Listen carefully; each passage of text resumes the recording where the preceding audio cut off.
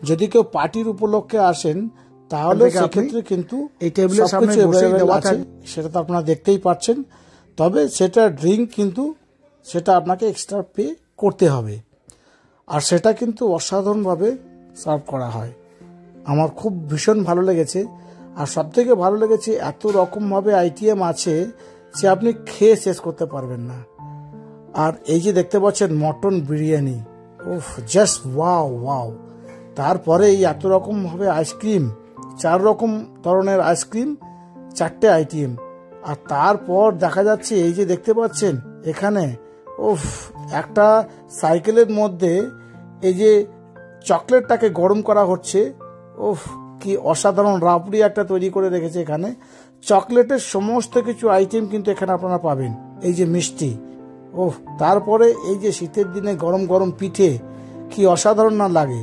তারপরে এখানে যে দেখতে পাচ্ছেন ফ্রিজের মধ্যে সমস্ত ফ্রুটস এবং মিষ্টির আইটেম, তো জাস্ট ওয়াও, এর কোনো বলার কথা রাখে না।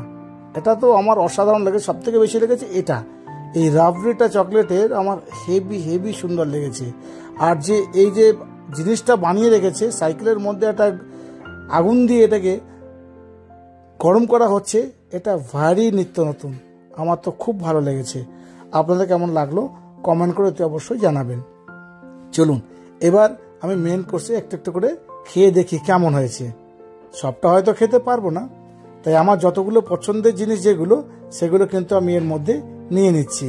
প্রথমে নিয়ে নিলাম অল্প একটু চানা, স্যালাড আর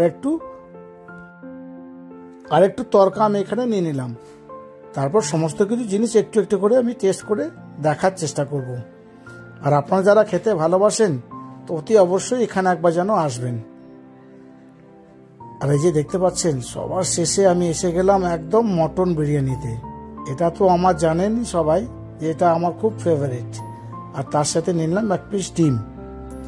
আর যদি আপনাদের এই রেস্টুরেন্ট ভালো লেগে থাকে অতি অবশ্যই একবার আসবেন।